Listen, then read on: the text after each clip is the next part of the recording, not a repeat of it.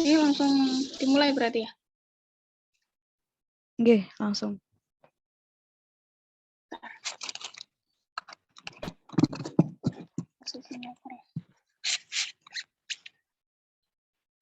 Bismillahirrahmanirrahim. Wahaikum bitahiyatil Islam.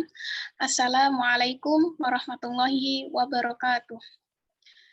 Saya ucapkan selamat datang kepada yang terhormat Bapak Dr. Haji Nur Solihin SAG MH, dan yang saya hormati Bapak Dr. Fawaizul Umam, serta Ketua Umum Intellectual Movement Community, dan para hadirin yang hadir pada kesempatan kali ini. Pertama-tama, marilah kita panjatkan puja dan puji syukur kehadirat Allah Subhanahu wa Ta'ala, karena berkat rahmat serta hidayahnya kita dapat melakukan acara talk show dengan keadaan sehat walafiat. Untuk kedua kalinya, salawat serta salam semoga tetap tercurahkan kepada baginda Nabi Muhammad SAW yang telah membimbing kita dari zaman jahiliyah ke zaman yang terang benderang, yakni ad-dinul Islam. Baiklah, untuk acara selanjutnya akan saya bacakan susunan acara terlebih dahulu. Acara yang pertama yaitu acara pembukaan. Untuk acara kedua sambutan-sambutan. Acara ketiga acara A serta tutup. Baiklah, untuk memulai acara pada malam ini, marilah kita buka dengan bacaan umul kitab dengan hari ini bermanfaat fid dunya wal akhirah. Ala wa ala kulli niyatin sholihah. Al-Fatihah.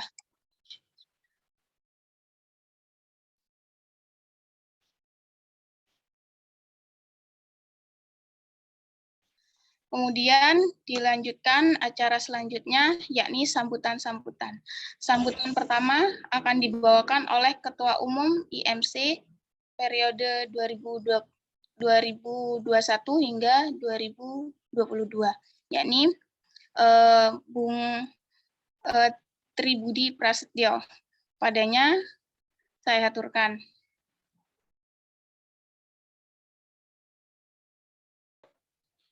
Baik, bismillahirrahmanirrahim. Suara saya terdengar dengan jelas? Jelas. Alhamdulillah. Bismillah. Alhamdulillah. Wassalamualaikum warahmatullahi wabarakatuh. Alhamdulillahirabbil alamin. Wassalatu ala sayyidina Muhammadin wa ala ali sayyidina Muhammad. Bismillahirrahmanirrahim. La yadurru ma'asmihi syai'un fil ardi wa la fis sama'i wa huwas samiul alim.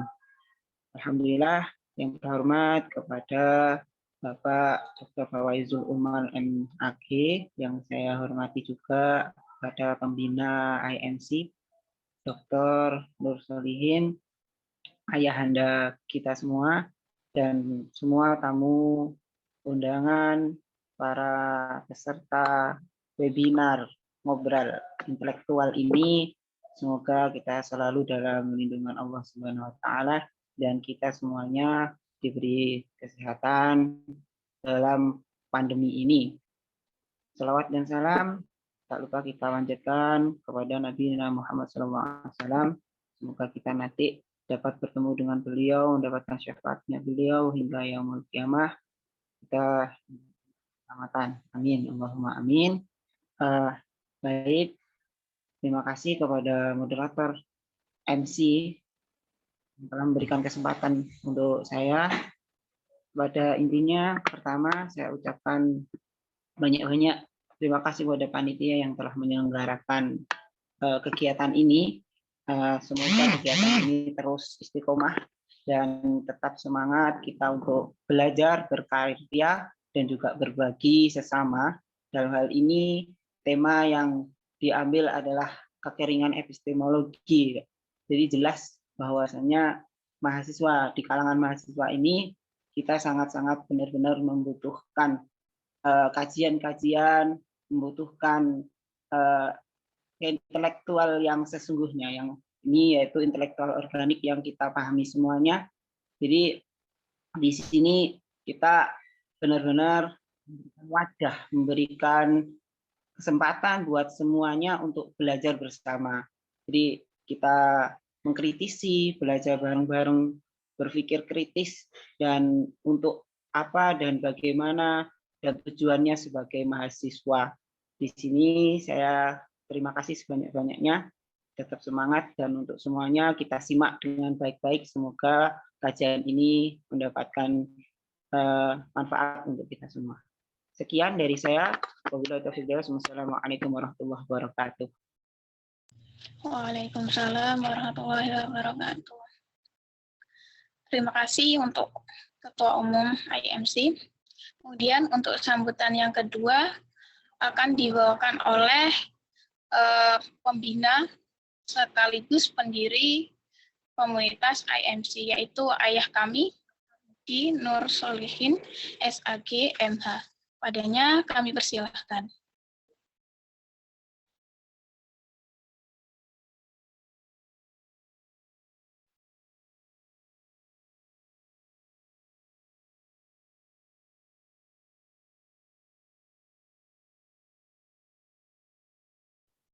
Ngapunten Bunga, mungkin beliau masih ada keterlambatan untuk hadir, jadi bisa dilanjut terlebih dahulu. Terima kasih. Untuk Bapak Haji Nur Solihin tidak bisa, masih ada kendala. Baik, kita akan memasuki acara yang ketiga, yaitu acara inti. Acara inti di sini yaitu pemaparan materi oleh Bapak Dr. Fawaizul Umam, MAG. Dalam tema kajian kekeringan epistemologi di kalangan mahasiswa, tinjauan kritis dan solusinya. Untuk itu, saya Cucu Jaa Aminasim menyerahkan acara kepada moderator, yakni Bung Nurholis, untuk memandu jalannya acara pada malam hari ini. Untuk Bung Nurholis, saya aturkan waktunya. Baik, terima kasih pada Bunga Cucu selaku MC pada acara malam hari ini yang telah memberikan kesempatan kepada saya untuk melanjutkan sesi acara pada malam hari ini. Sebelumnya saya buka. Assalamualaikum warahmatullahi wabarakatuh. Waalaikumsalam warahmatullahi wabarakatuh. Baik, pertama-tama izinkanlah saya menyapa segenap tamu undangan yang telah hadir pada malam hari ini. Yang terhormat Bapak Dr. Nur Solihin SAG MH, beliau selaku founder komunitas IMC. Dan kemudian yang kami hormati segenap dosen pembina IMC yang tidak dapat saya sebutkan satu persatu, namun tidak mengurangi rasa hormat saya terhadap beliau semua. Dan yang kami hormati Ketua Umum IMC periode 2021-2022, Bung Tribudi Prastio. Dan tak lupa pula saya ucapkan banyak-banyak terima kasih kepada seluruh peserta yang hadir pada acara ngobrol intelektual pada malam hari ini yang berbahagia. Allah berfirman dalam Quran surat An-Nahl ayat 78, Bismillahirrahmanirrahim. Wallahu akhrajakum min butuni ummahatikum la ta'lamuna syai'a wa ja'ala lakumus sam'a wal absara wal af'idah la'allakum tashkurun. Allah mengeluarkan kalian semua dari perut ibu kalian masing-masing dalam keadaan tidak tahu apa-apa. Lalu kemudian Allah menciptakan pendengaran dan penglihatan sebagai bekal bagi kita semua untuk mencari ilmu Allah. Dan Allah juga menjadikan hati nurani sebagai filter ataupun penyaring dari ilmu yang telah kita dapat melalui proses penglihatan dan pendengaran, agar supaya kita bersyukur akan nikmat-nikmat Allah yang telah diberikan kepada kita. Baik, dari ayat tersebut sangat selaras dengan perjalanan manusia dalam menuntut ilmu, yakni mengalami pasang surut sebagaimana yang telah kita rasakan bersama. Sejatinya mahasiswa pada masa kini mengalami kekeringan epistemologi, mengalami kekeringan pengetahuan, ditambah lagi dengan adanya pandemi COVID-19 yang telah memporak-porandakan tatanan masyarakat hidup dunia, baik dari aspek ekonomi, aspek kesehatan, terutama pendidikan.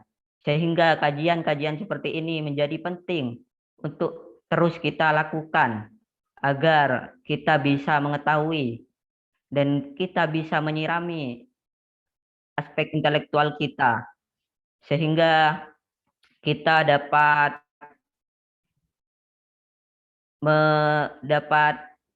mengupgrade pengetahuan kita, yang mana hal tersebut akan disampaikan oleh pemateri kita pada malam hari ini, Bapak Dr. Fawaizul Umam, MAG. Beliau merupakan dosen Fakultas Usuluddin, Adab dan Humaniora di Unhas Jember, dan beliau juga merupakan dosen pembina IMC. Dan baik Pak, sebelum saya lanjutkan pada sesi pemaparan materi, izinkanlah saya untuk membacakan peraturan diskusi pada malam hari ini. Untuk durasi waktu diskusi pada malam hari ini 90 menit dengan pembagian waktu 60 menit pemaparan materi dan 30 menit sesi tanya jawab.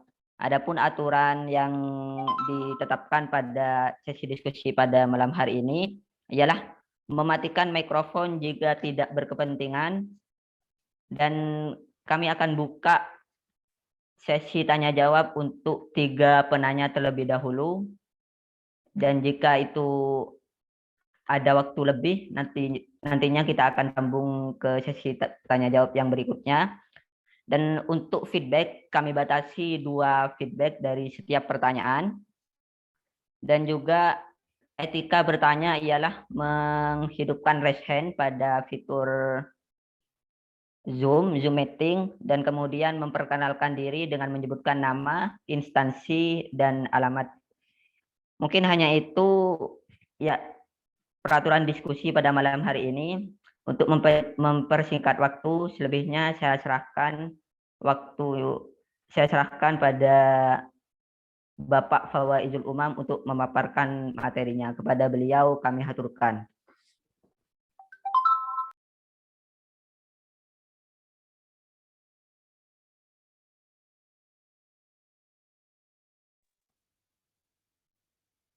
Assalamualaikum warahmatullahi wabarakatuh.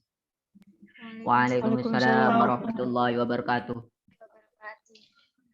Baik, sebelum berlanjut,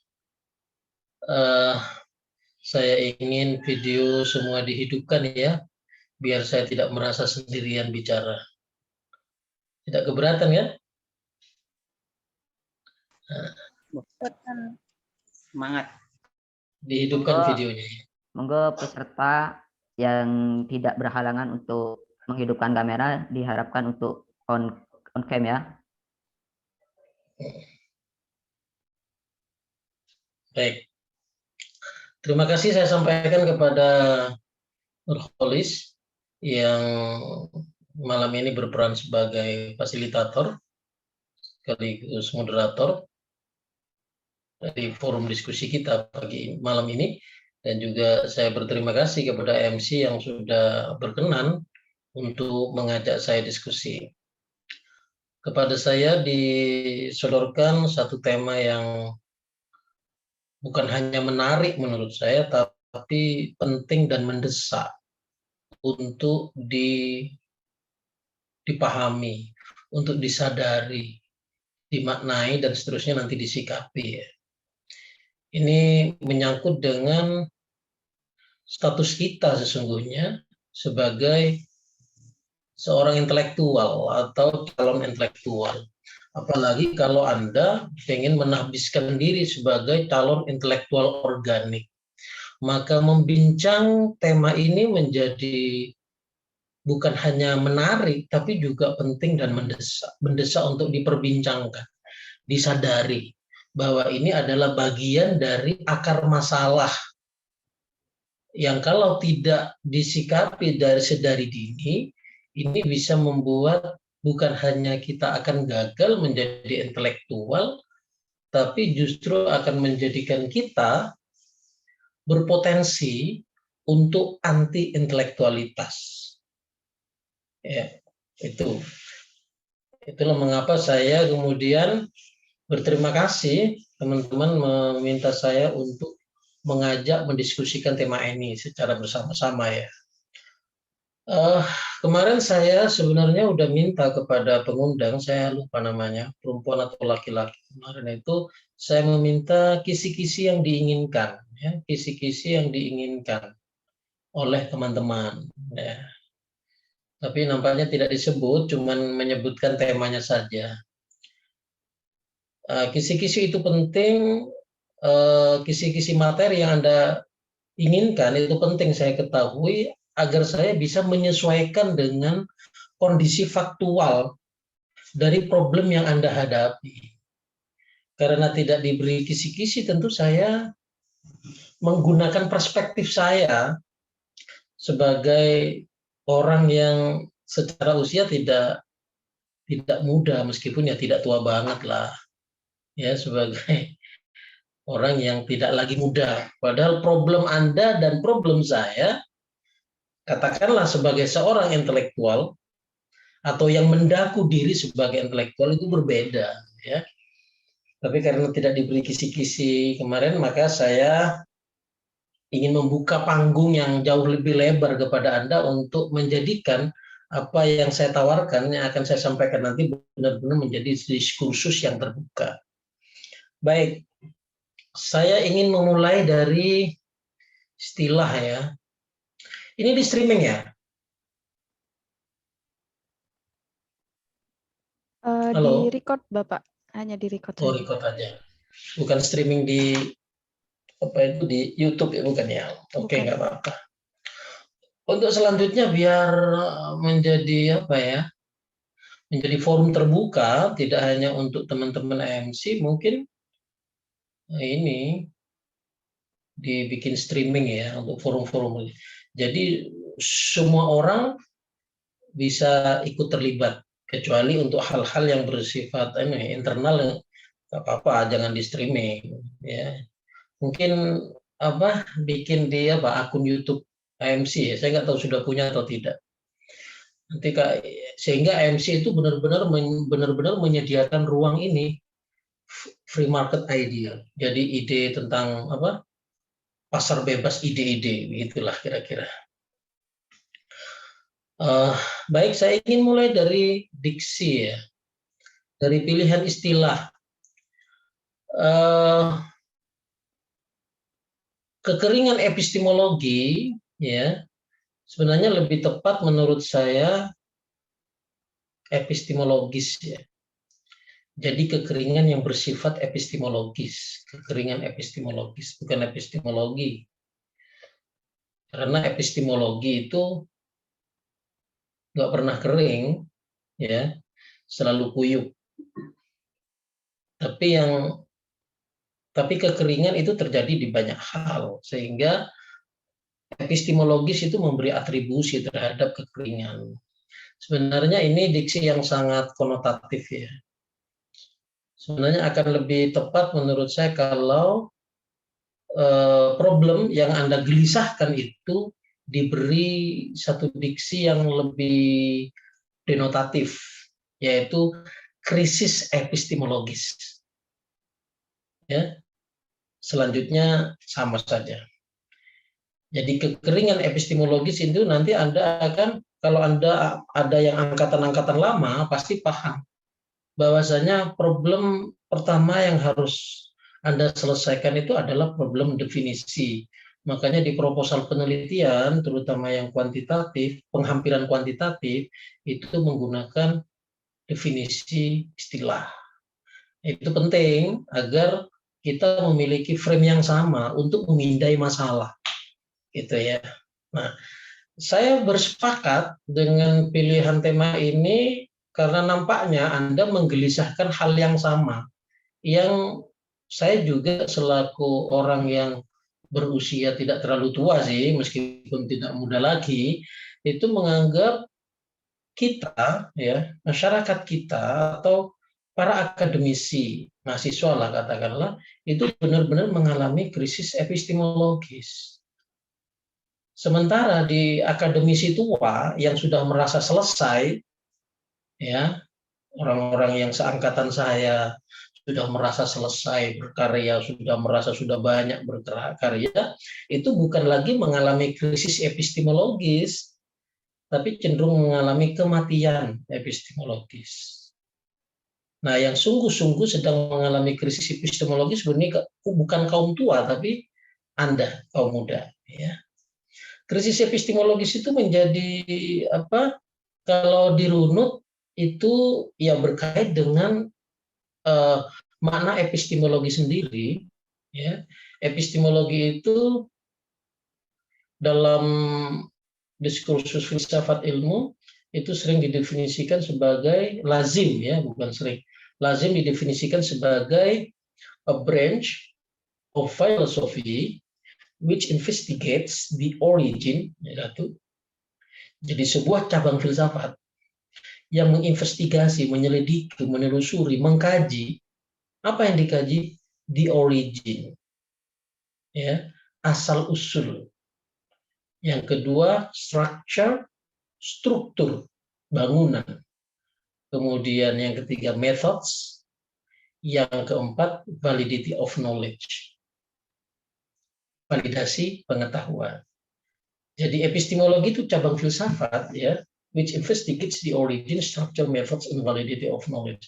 Jadi yang dikaji itu adalah asal usul pengetahuan, struktur pengetahuan, metodologi pengetahuan, bagaimana memperoleh pengetahuan, dan bagaimana cara memvalidasi bahwa pengetahuan yang kita peroleh itu memang layak untuk disebut pengetahuan, atau tepat atau benar untuk disebut sebagai kebenaran. Gitu. Nah, sebagaimana tengara Anda yang menyusun tema ini, saya bersetuju bahwa kita mengalami krisis di sini.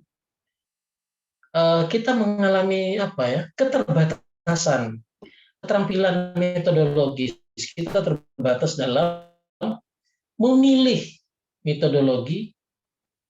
Alih-alih memilih, kita juga sangat miskin metodologi. Sehingga kita cenderung sering secara metodologis, kita para mahasiswa itu kebanyakan karena krisis miskin metodologi, ya, alih-alih sulit memilih teknologi, tidak terampil memilih teknologi, tapi benar-benar miskin metodologi, itu akibatnya para mahasiswa atau kita semuanya itu sering berlaku sebagai intelektual, ya, sering berlaku seperti tukang yang hanya bermodalkan palu. Bagaimana? Bayangkan kalau tukang hanya bermodal yang dia punya, alat pertukangannya itu cuma palu. Maka bisa dibayangkan dia akan memperlakukan segala sesuatu itu seperti paku. Ya. Karena yang dia punya modal, metodologi cuma satu, palu. Maka dia akan memperlakukan segala sesuatu sebagai paku. Mestinya kayu ini dipotong, digergaji, ya. Tapi karena tidak punya gergaji, yang dia punya cuma palu, maka kayu itu diperlakukan seperti paku. Mestinya sirap kayu ini mau bikin lemari biar halus harus dipasrah, ya. Apa itu? Dipasrah itu apa, Mbak Mas? Dilicinkan itu loh. Oke, Bapak, di pasrah kalau di sini. Iya dah gitu. Kalau Maduranya apa? Diamplas. Dipasrah. Dilicinkan itu loh, Mas.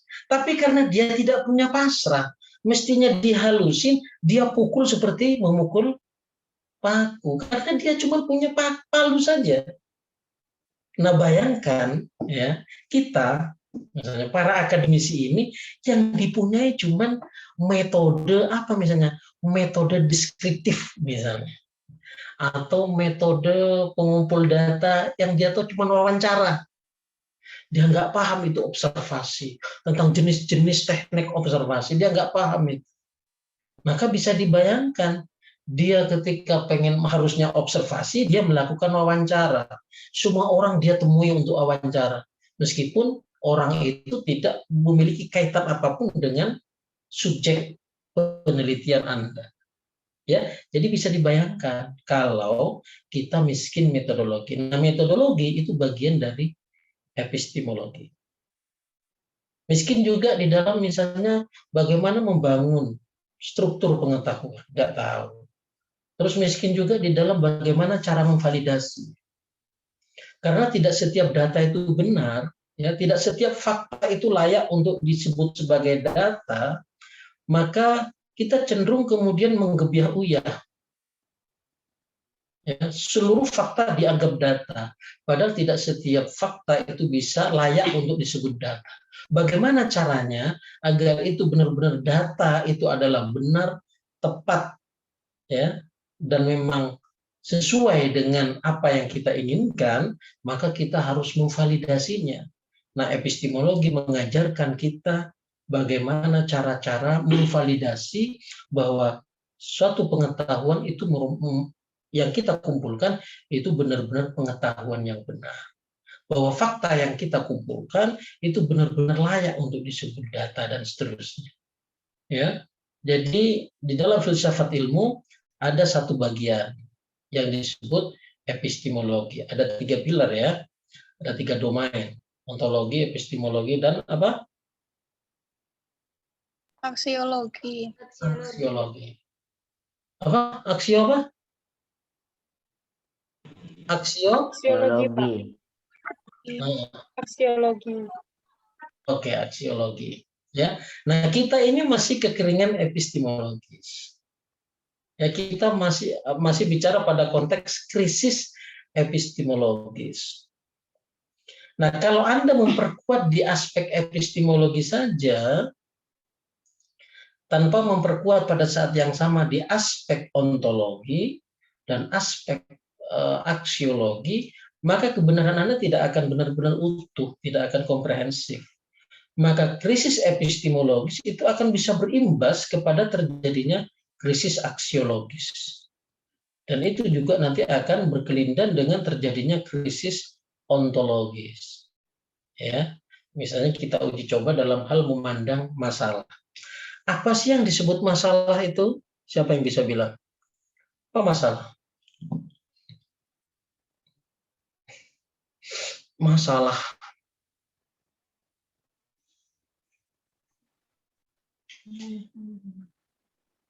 Nggak ada yang tahu. Problem. Pak.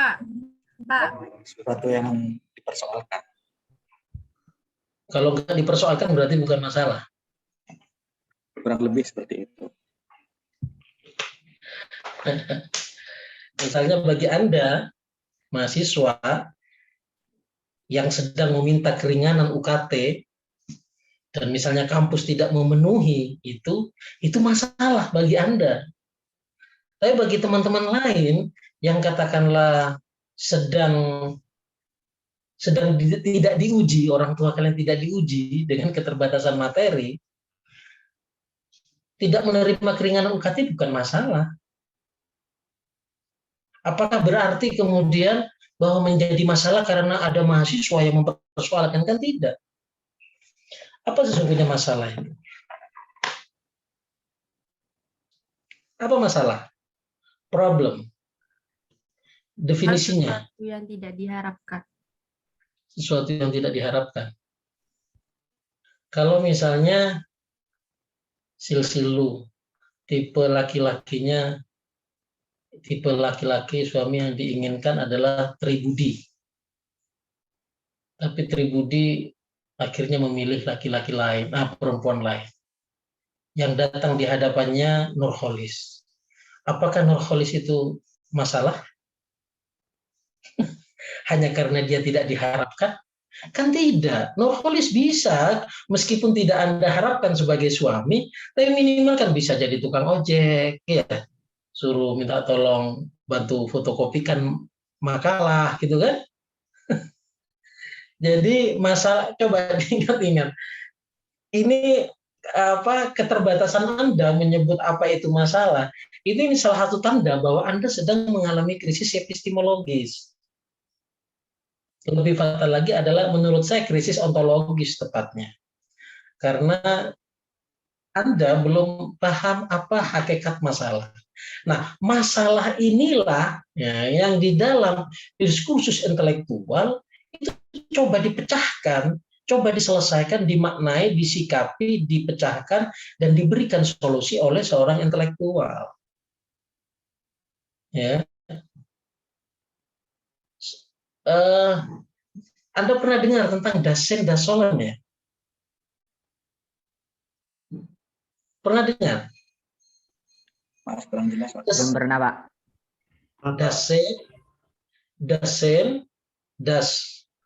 Dasein, bukan bahasa Inggris ini, Dasolen. Nah, kesenjangan antara Dasein dan Dasolen itu masalah.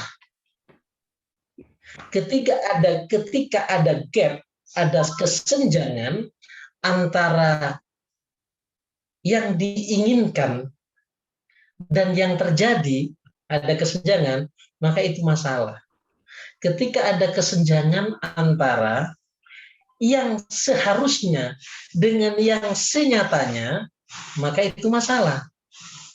Dasolen itu seharusnya, Dasein itu senyatanya. Mestinya, nah ini harusnya, ini Dasolennya. Harusnya UIN Jember, dulu saya 16 tahun di Mataram ya, masih belum move on ya. Oke, mestinya, mestinya di tengah pandemi COVID yang nggak pernah selesai ini, mestinya UIN khas Jember itu memutuskan seluruh mahasiswa yang mengajukan keringanan itu dikabulkan, agar institusi pendidikan ini benar-benar berpihak kepada rakyat, gitu kan? Karena pendidikan adalah hak seluruh bangsa dan seterusnya. Itu adalah Dasolen.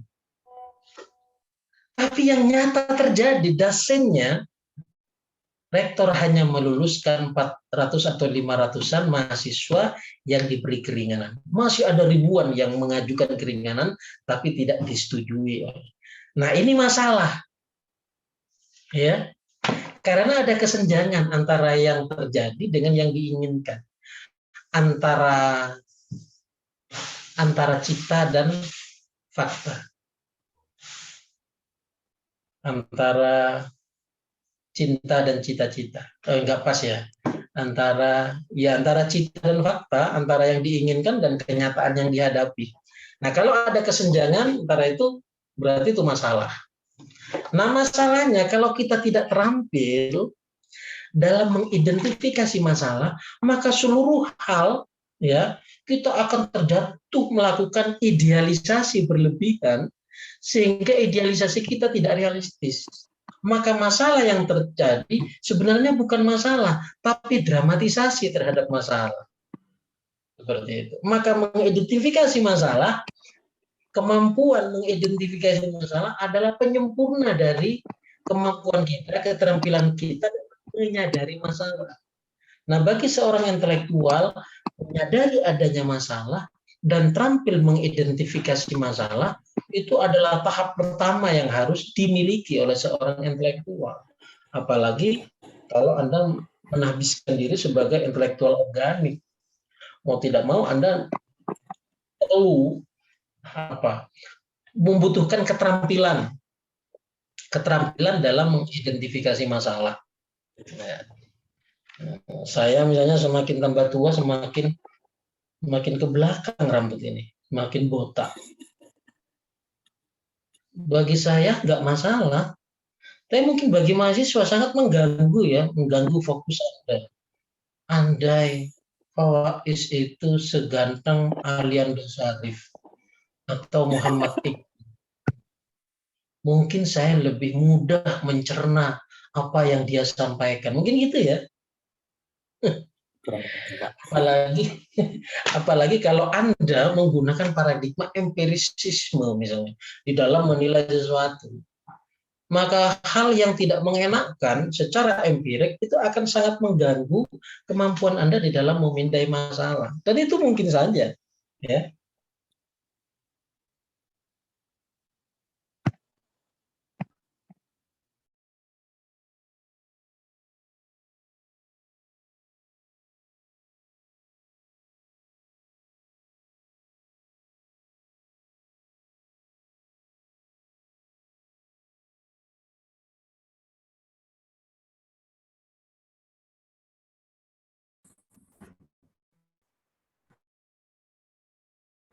Sepertinya ada kelihatan Zulumam nih.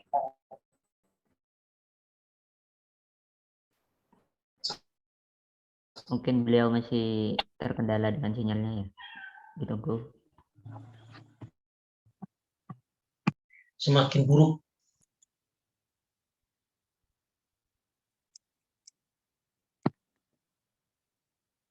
Wifi-nya.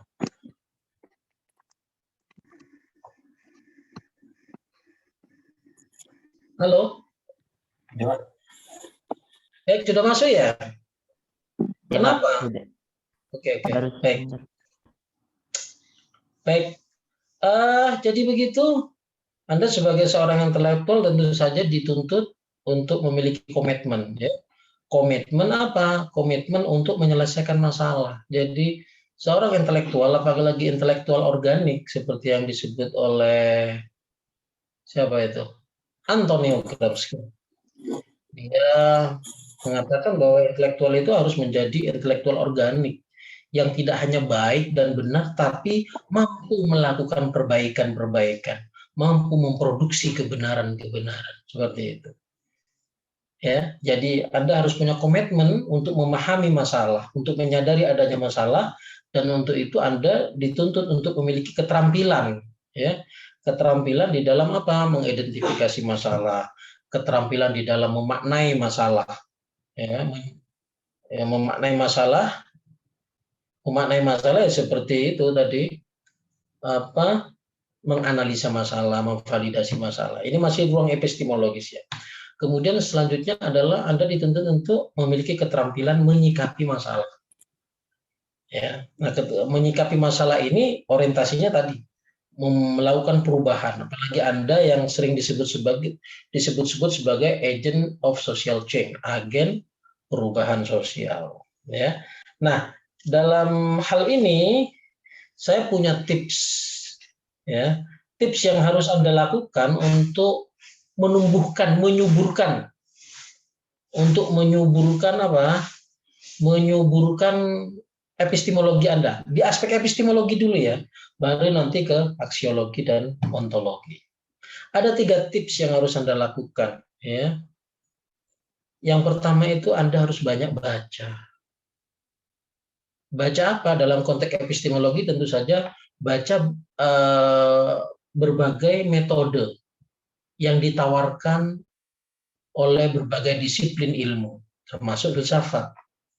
Jadi ilmu sosial punya metodenya sendiri, ilmu pendidikan punya metodologinya sendiri, ya, punya struktur pengetahuannya sendiri-sendiri. Dan itu yang harus Anda baca. Semakin banyak membaca, maka itu akan menyuburkan, ya, akan memulihkan keakutan epistemologis Anda, memulihkan epistemologi Anda dari tadi kekeringan tadi yang Anda sebut kekeringan.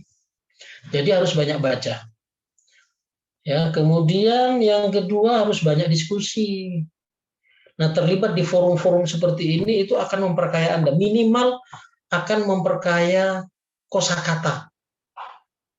Ya, Anda tidak tahu apa maksudnya tadi paradigma, tapi bolak-balik Anda diskusi dengan teman-teman lama-lama meskipun Anda tidak baca buku misalnya Thomas Kuhn ya tentang The Scientific Revolution itu, meskipun Anda nggak pernah baca itu, lama-lama Anda akan paham apa yang disebut paradigma. Karena apa? Karena rajin diskusi. Makanya diskusi dengan teman-teman yang pintar. Jangan hanya teman-teman yang pintar ngerumpi, yang gosip. nanti malah gosip nanti, nggak tambah pengetahuan. Ya sekali gosip nggak apa-apa, tapi pada akhirnya Anda harus banyak diskusi menyangkut ilmu pengetahuan ya. Kemudian yang ketiga, ya banyak baca, banyak diskusi. Nah ini yang ketiga tantangan Anda, dan kakak-kakak Anda sudah melakukan itu. Banyak tulisan mereka yang dimuat di jurnal-jurnal ilmiah. Sesuatu yang luar biasa ketika sebagian dosen Anda malah kesulitan untuk bisa menembus jurnal-jurnal itu. Ya, kakak-kakak tingkat Anda itu banyak yang berhasil sukses memenangkan ini, itu, lomba debat, presentasi ini, itu di dalam international conference dan segala macam. Anak-anak MC itu ya, sejak dulu teruji. Nah, banyak baca, banyak diskusi, dan banyak nulis. Itu tips dari saya. Banyak nulis. Jangan hanya nulis ungkapan-ungkapan galau saja di FB atau Twitter ya. Tapi benar-benar menulis ide yang terstruktur secara sistematis. Pasti terus-menerus menulis itu akan memperkuat keterampilan Anda di dalam apa? Menyampaikan gagasan secara tertulis. Dan Anda harus tahu bahwa penulis yang baik, ya, penulis yang baik adalah pembaca yang baik. Tidak ada satupun penulis yang produktif, yang baik, yang luar biasa tulisannya, dia malas baca, nggak ada. Penulis yang baik itu pasti pembaca yang baik. Dan pembaca yang baik biasanya itu adalah penulis baik. Nah, pembaca yang baik dan penulis yang baik biasanya itu senang diskusi. Karena dia memiliki kekayaan perbendaharaan kata. Sehingga mengungkap keinginan, karep, ide itu menjadi mudah. Misalnya saya tanya, apa sih yang dimaksud dengan cinta? Nah, kalau Anda miskin kata-kata, terbatas perbendaharaan kata, Anda pasti akan muter-muter dan memainkan cinta itu apa ya Pak ya? Pokoknya sesuatu yang enak lah Pak. Apa ya yang bikin kita bahagia Pak? Ya kan semuanya banyak yang bisa bikin bahagia. Anda senang kucing, masa kucing adalah cinta kan enggak? Anda senang sepeda motor, Anda punya sepeda motor, bahagia dengan semua, masa cinta ya kan enggak? Nah, kalau Anda miskin perbedaan kata, Anda akan kesulitan di dalam mendefinisikan sesuatu, padahal sesuatu itu Anda pahami. Jadi itu 3 tips sebagai gerbang pembuka bagi Anda untuk apa? Untuk terhindar dari mengalami krisis epistemologis. Itu tips awal ya. Nanti kita akan belajar tentang tips bagaimana cara membaca cepat, tips bagaimana mengelola diskusi, tips bagaimana mensistematisasi gagasan di dalam pada media lisan maupun tulisan dan seterusnya dan seterusnya. Oke, itu sebagai pengantar, Mbak, Mas. Terima kasih, saya kembalikan kepada moderator.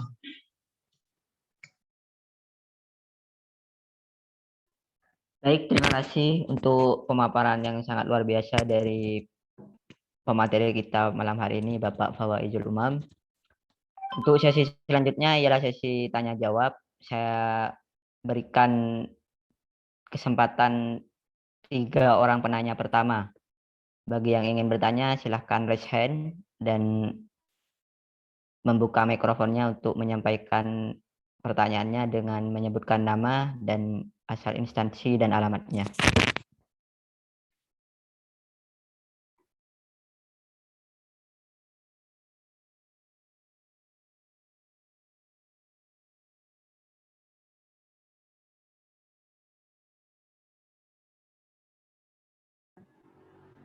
Izin tanya, Pak.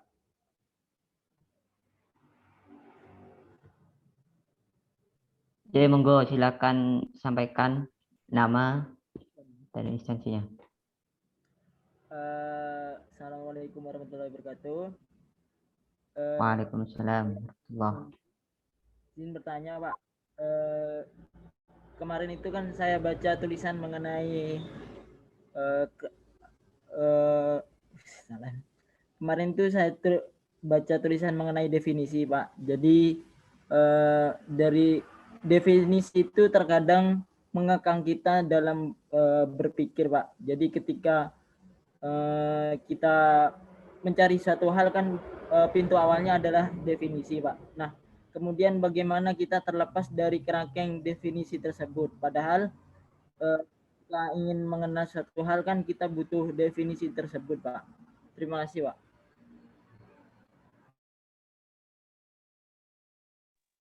Oke, langsung saya jawab atau dihimpun dulu pertanyaan?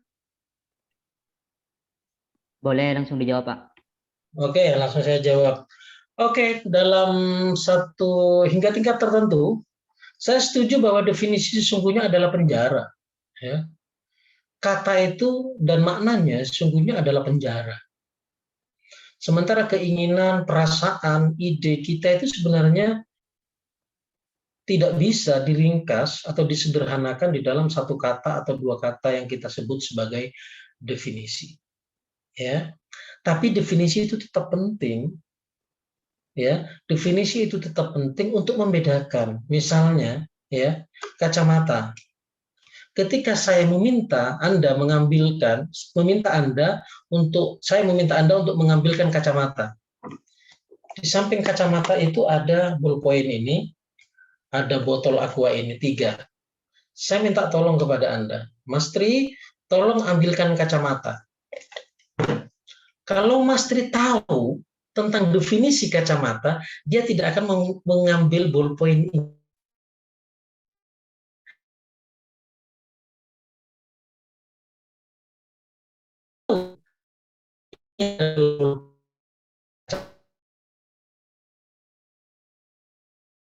Karena kita antara istri dan saya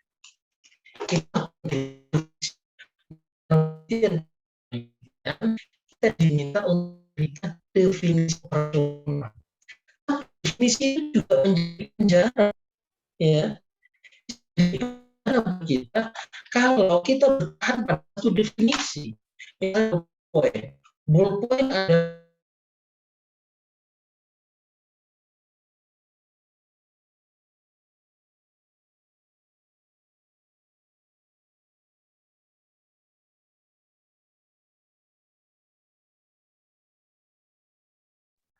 Mohon maaf, Bapak Faizul Umar mungkin masih terkendala dengan sinyal. Diharapkan untuk bersabar menunggu. Nanti diingetin lagi, Pak, tadi sinyalnya nge-lag. Jadi penjelasannya mohon diulang gitu.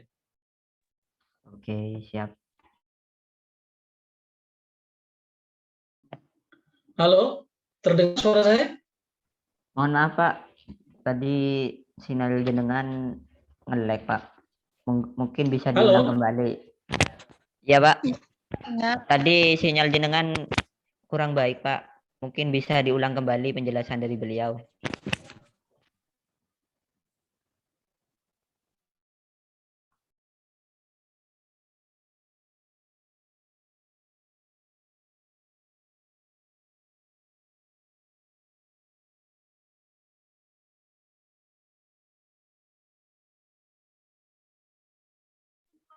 Menghilang lagi. Iya.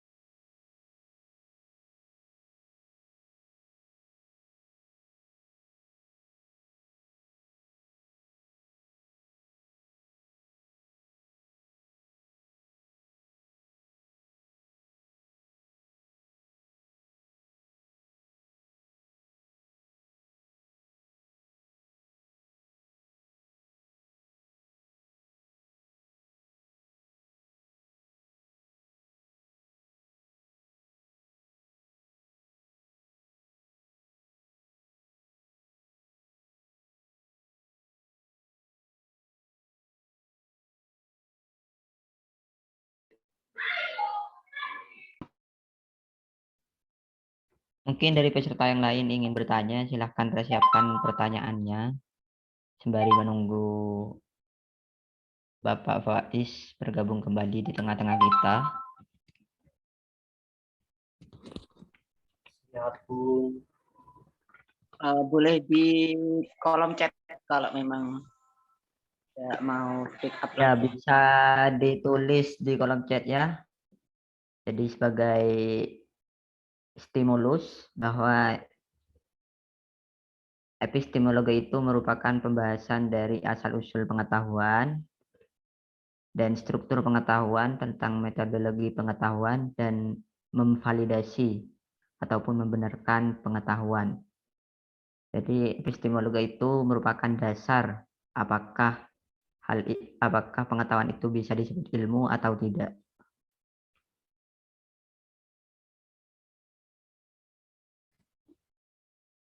Mungkin dari sana juga perlu dipertanyakan tentang tips-tips, kenapa kok ada 3 tips dalam menyebutkan epistemologi, kok enggak 5 tips tah? Mungkin nanti bisa ditanyakan pada beliau. Dan alhamdulillah. Mohon maaf Pak, barusan sinyal jenengan kurang baik sehingga penjelasan dari jenengan perlu diulang, Pak. Sampai mana tadi, Mas? Sampai di pertanyaan dari Mas Afandi tentang definisi dapat mengekang pola pikir seseorang, Pak. Tadi uraian saya sampai mana? Uraian jenengan kurang jelas, Pak. Bapak.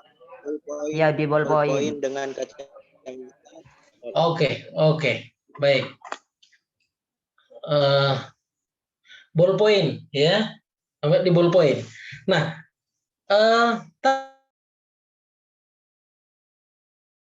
tadi Mas Tri itu bisa dengan permintaan saya karena antara Tri dan saya itu memiliki pemaknaan yang serupa tentang kacamata, ya.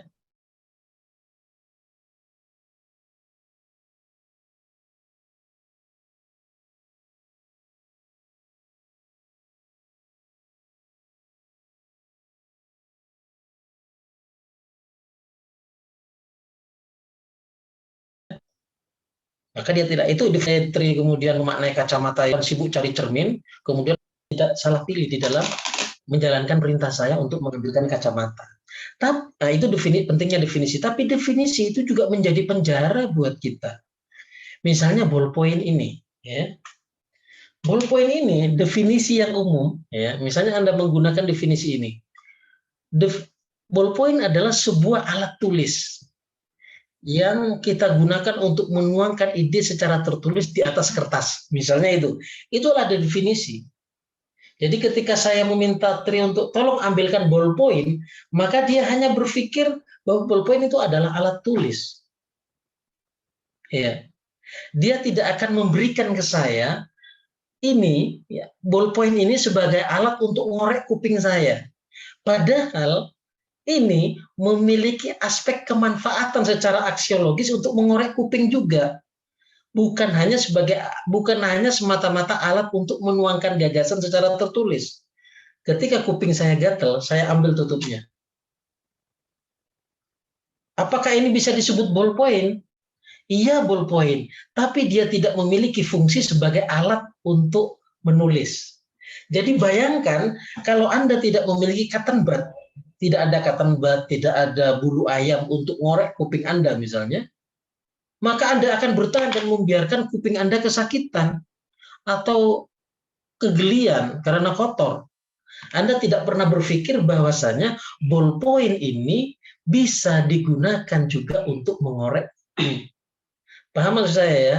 Itu maksud bahwasanya definisi itu membantu kita di dalam mengidentifikasi masalah, tapi juga berpotensi memenjarakan kita di dalam membangun kreativitas saat mengidentifikasi masalah. Paham? Jadi kata-kata definisi itu sesungguhnya adalah penjara. Ya. Maka misalnya cinta. Apa yang disebut cinta sesungguhnya adalah suatu entitas kenyataan yang terlalu kaya, yang sangat complicated, yang sangat kompleks untuk terlalu kompleks, terlalu complicated untuk sekedar dimaknai dengan kata-kata saja.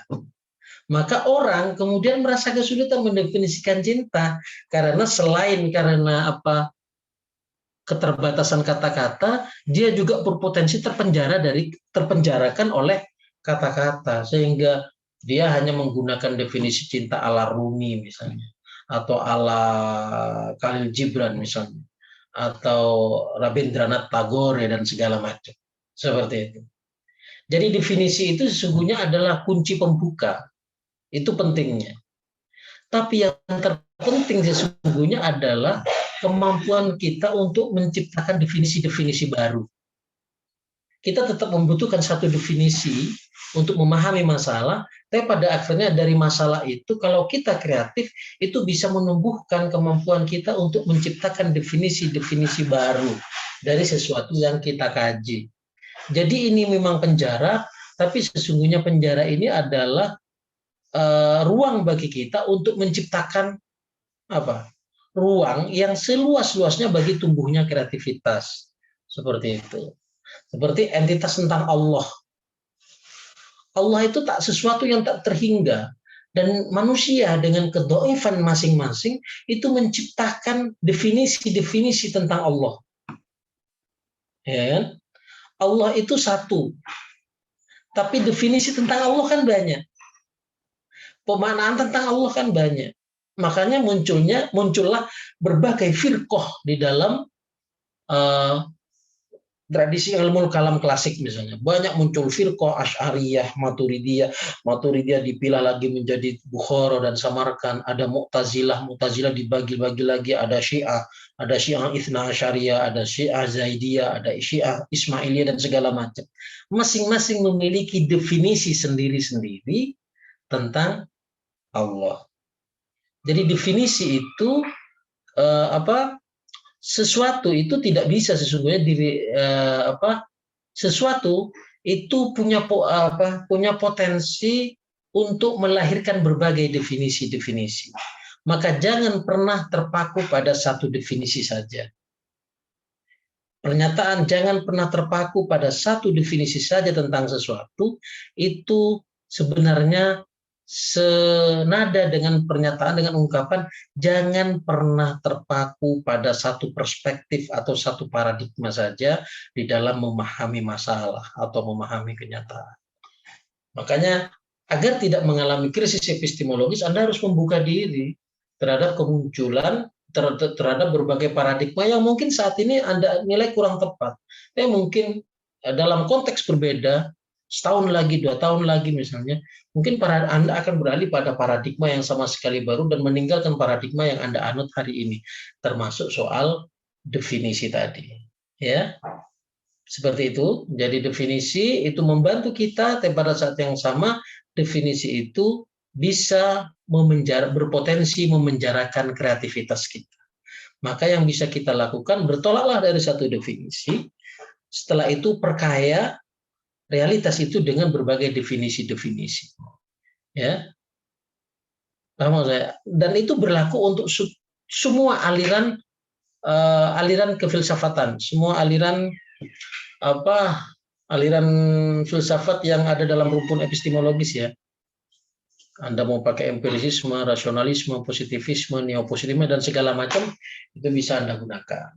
Seperti itu. Jangankan Allah misalnya saya, definisi Anda tentang saya pasti berbeda dengan definisi istri saya tentang saya. Anak saya memiliki definisi tentang saya sebagai ayahnya juga berbeda-beda antara yang sulung, yang tengah, dan yang bungsu. Seperti itu. Jadi fakta satu itu bisa melahirkan makna yang banyak. Fakta satu bisa melahirkan satu kenyataan bisa melahirkan definisi yang berbagai macam. Dan catat ini bahwa tugas kita sesungguhnya bukan memindah gunung. yang harus kita lakukan adalah memindah sudut pandang agar kita mendapatkan sudut pandang terbaik untuk menampilkan gunung itu dalam gambar terbaik. Paham maksud saya ya? Jadi gini, bahwa tugas kita bukan bukan memindah-mindah kenyataan itu agar sesuai dengan definisi Anda, tapi Anda bukan mengubah kenyataan itu atau memindah-mindahnya, tapi memindah-mindah definisi yang tepat pada sesuatu itu. Dan itulah yang dimungkinkan terjadinya ragam definisi, ragam makna tentang satu hal yang sama. Nah, misalnya contohnya ini, mengapa istri saya mencintai saya misalnya? Padahal saya ini jelek, hitam, botak, udah gitu hidup lagi, gitu kan? Tapi dia membebaskan diri dari definisi tentang yang jelek-jelek itu.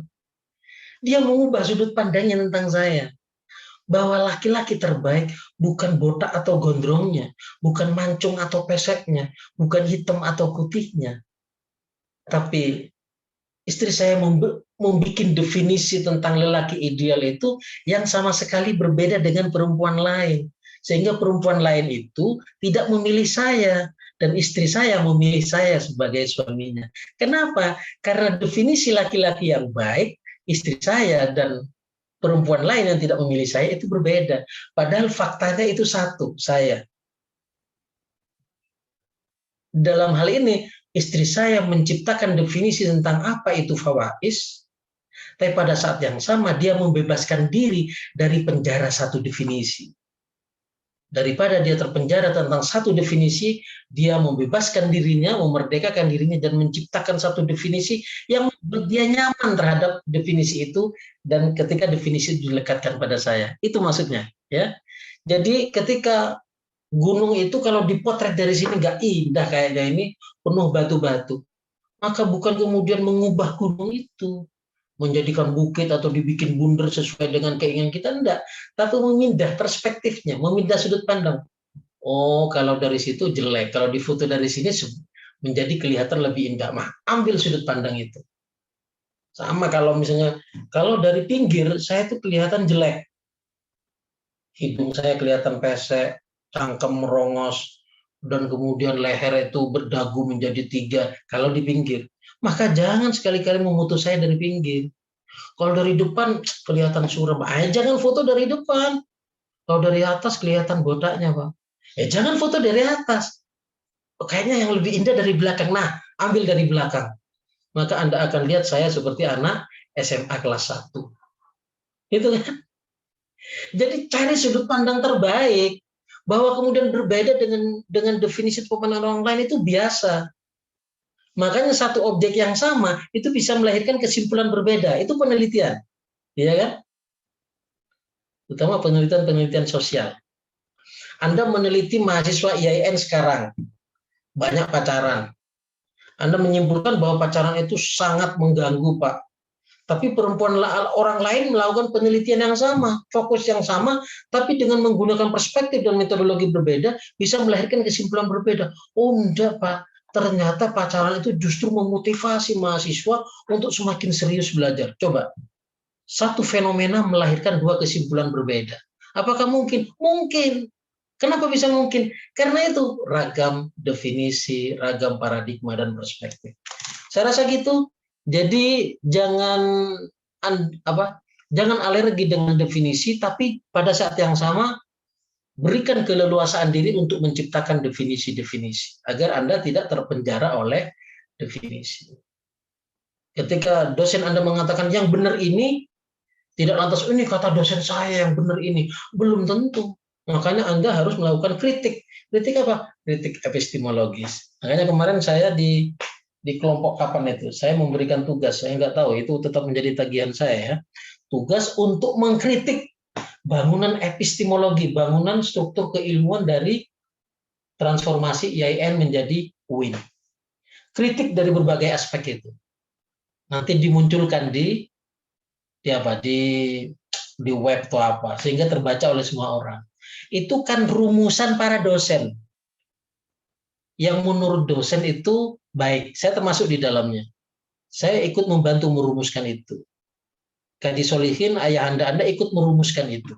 Itu perspektif dosen yang menganggap bahwa bangunan keilmuan UIN khas Jember itu yang baik buat semuanya itu seperti ini.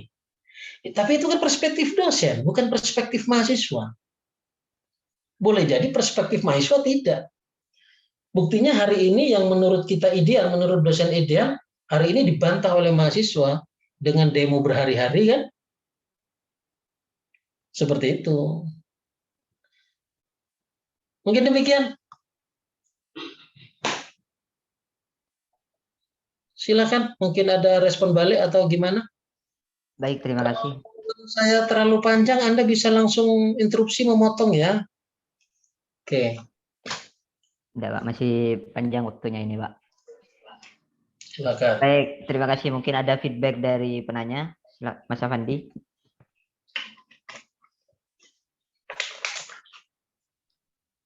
Mungkin dari peserta lain juga ada feedback terkait jawaban dari Bapak Faiz. Jika tidak ada, saya beri kesempatan 2 penanya lagi untuk bertanya. Saya tanya, Mas. Oke, monggo, silakan, Mas. Bismillahirrahmanirrahim. Perkenalkan, nama saya Ahmad Faiz Jamalalail dari Prodi Ilmu Al-Quran Tafsir, Fakultas Usuluddin Adab dan Umum. Jadi yang mau saya tanyakan itu berkaitan dengan tips untuk menyuburkan epistemologi tadi. Kan yang dipaparkan oleh Pak Faiz itu ada 3 tips, yaitu banyak membaca, banyak diskusi, dan banyak tulis. Nah, untuk apa yang kita baca, apa yang kita diskusikan, apa yang kita tulis itu, apakah ada tema tertentu yang perlu kita angkat begitu untuk menyuburkan kajian epistemologi tersebut? Jadi kan kadang favorit ya, maksudnya keinginan dari setiap mahasiswa atau intelektual begitu kan berbeda-beda ya, ingin membaca apa begitu, menulis apa, dan juga ingin mendiskusikan tentang apa. Ya, mungkin itu pertanyaan dari saya. Kurang lebihnya mohon maaf. Terima kasih. Baik. Terima kasih Mas Jamalalail. Ini kayaknya ikut di kelas saya juga ya? Pak, semester 1. Iya. Oke. Nilainya bagus dari saya. Alhamdulillah, Pak. Alhamdulillah. Salah satu tips ya biar Anda jadi cum laude ya. Karena Anda pengen nilai bagus dari semua dosen. Dosen itu rata pada umumnya itu senang pada mahasiswa yang kritis, yang aktif diskusi, aktif nanya itu loh, aktif menjawab. Jadi nanya aja, mungkin awal-awal konyol, tapi pada akhirnya Anda akan dihitung sebagai faktor oleh dosen. Jangan hanya rajin masuk, nongol aja di forum, tapi diem. Ya, itu nggak dihitung oleh dosen. Ya, kalau Anda rajin, aktif, pasti nilainya bagus dari semua dosen lah. Dan itu akan menjadi apa ya? Akan menjadi alasan bagi Anda untuk berharap bisa cum laude nanti. Nah, kamu Jamalul Lail namanya ini kayaknya mahasiswa saya karena ini salah satu mahasiswa saya yang aktif. Ini juga Silsilu di sini kayaknya. Dan beberapa ya Afandi itu mahasiswa saya yang aktif ngomong ya. Soal substansi yang diomongkan ya itu perlu diperkaya dengan banyak baca lagi. Pasti berbeda ketika semester 1 ngomongnya begini, nanti semester-semester berikutnya pasti berubah. Yang penting rajin ngomong aja, rajin presentasi dan macam-macam. Baik, pertanyaan dari Jamalul Lail. Bacaan apa? Ikuti passion, Mas. Bukan fashion ya. Kalau saya malah peduli fashion ya.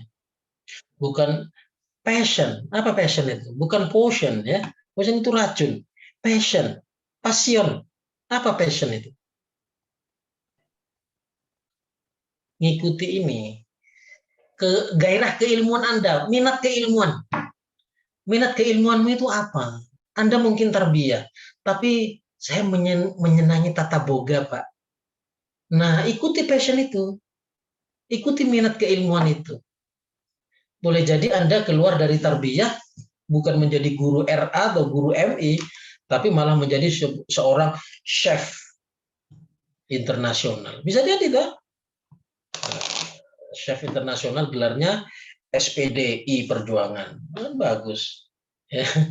Nah, seperti itu. Jadi saran saya ikuti passion, minat keilmuan, nggak usah dipaksakan. Anda suka novel, ikuti aja. Novel yang saya suka tentang detektif, Pak. Oke, perbanyak baca itu. Anda akan terlatih, akan semakin banyak kosakata, akan terlatih dalam mengungkapkan gagasan, dan lama-lama Anda juga akan menjadi seorang novelis. Kalaupun tidak menjadi seorang penulis novel, mungkin Anda akan menjadi kurator atau penikmat karya-karya sastra seperti itu. Ya, jadi ikuti passion. Anda menyukai kajian tafsir, tekuni itu. Kajian tafsir berarti Anda belajar misalnya dalam konteks filsafat, Anda belajar hermeneutik misalnya.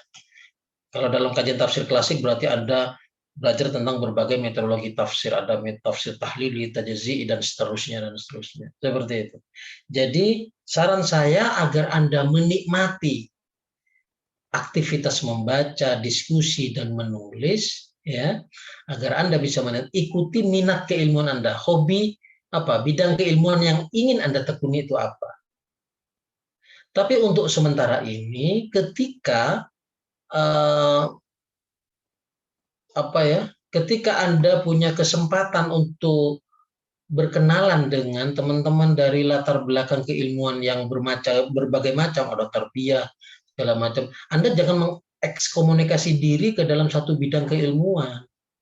Ini adalah masa-masa Anda pencarian jati diri, masa-masa untuk memperkaya modus eksistensial Anda.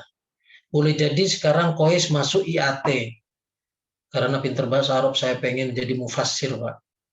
Jangan biarkan kemudian hanya fokus pada itu. Bersentuhanlah secara pemikirannya dengan tribudi yang syariah.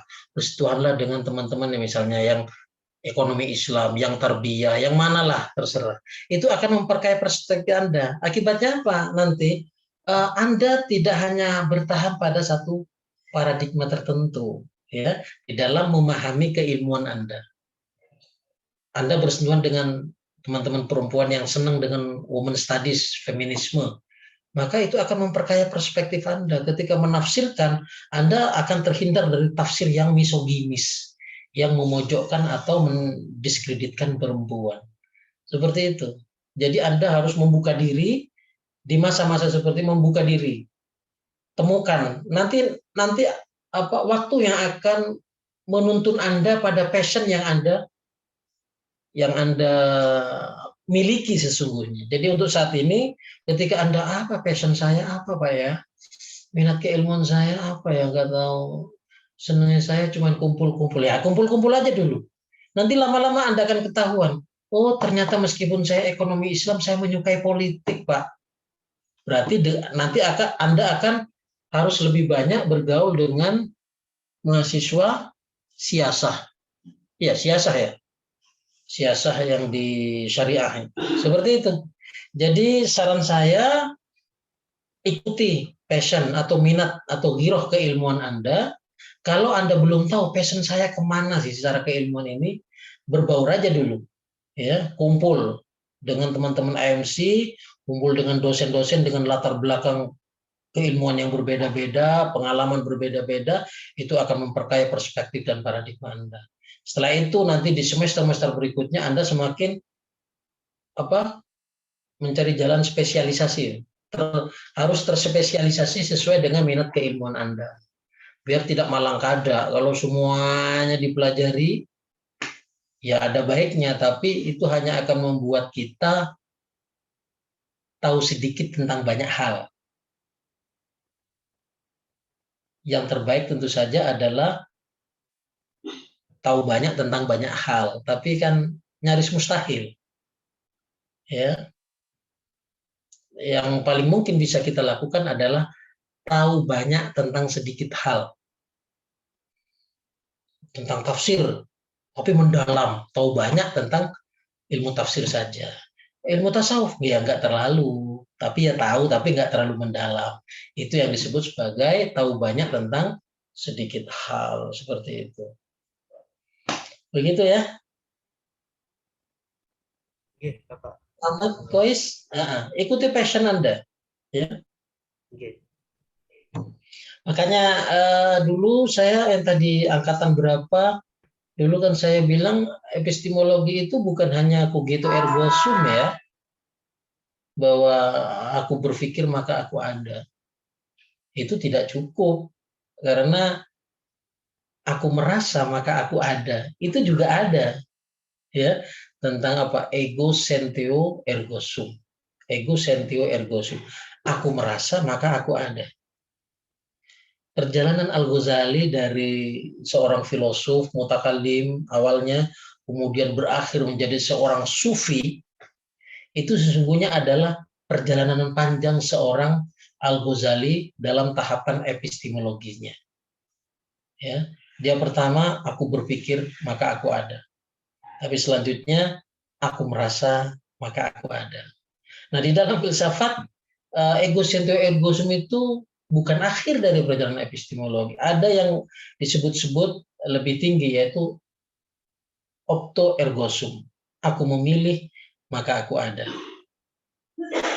Coba ini nanti kaitkan dengan relasi Anda dengan teman perempuan atau teman laki-laki Anda. Pada akhirnya kita harus memilih apa tri, apa nurholis, atau yakin. Gitu kan? Paham maksud saya? Kemudian ada ungkapan Albert Camus ya, aku memberontak maka aku ada. Ini aktivis-aktivis yang menyukai wacana kiri senang pasti ini. I'm rebelling therefore I exist. Jadi aku memberontak maka aku ada. Kalau Anda cuma berpikir, maka Anda akan ada tapi tidak akan pernah mengada. Proses mengada adalah proses memberontak terhadap kenyataan. Ya, tapi belakangan ada yang ungkapan yang menarik ini itu kemarin akhir tahun kemarin itu sempat menjadi trending topik ya, yang disebut sebagai primo ergo sum. Aku klik maka aku ada. Di era apa namanya ini? Era digital ini loh. Jadi kalau Anda pengen dihitung ada, maka Anda harus lakukan klik like, subscribe, atau komen. Maka Anda akan dihitung ada. Nah, dalam konteks diskusi di kelas misalnya, Anda akan dihitung ada kalau Anda ngomong. Berarti levelnya masih aku berpikir maka aku ada. Jamalul Lail mendapat nilai bagus dari saya karena dia berpikir, maka saya tulis ada dengan nilai baik. Yang lain tidak pernah berpikir, tidak pernah membangun modus eksistensial, dia tidak pernah ada, sehingga nilainya menjadi minim dari saya. Kira-kira gitulah. Jadi aku berpikir maka aku ada, aku merasa maka aku ada, aku memilih ergo sum, aku memilih maka aku ada, aku memberontak maka aku ada, dan yang terakhir yang sekarang lagi jadi trending topik dalam filsafat kemanusiaan kontemporer itu aku klik maka aku ada. Anda tidak akan pernah dihitung sebagai faktor di dunia maya kalau Anda tidak pernah klik, tidak pernah subscribe, tidak pernah komen, tidak pernah memposting gagasan-gagasan. Begitu kira-kira Mas Kois, ikuti passion Anda, minati ilmu Anda, ya. Itu akan membuat Anda bisa menikmati. Jangan paksakan diri mempelajari sesuatu yang tidak Anda minati.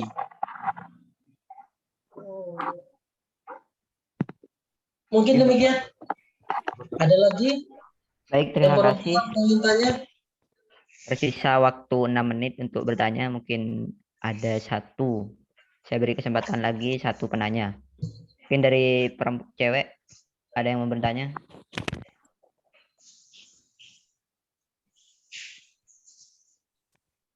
Menarik Itu di ini. kolom chat ada, Mas. Iya, di kolom chat ada, namun ada yang raise hand di sini. Ramai.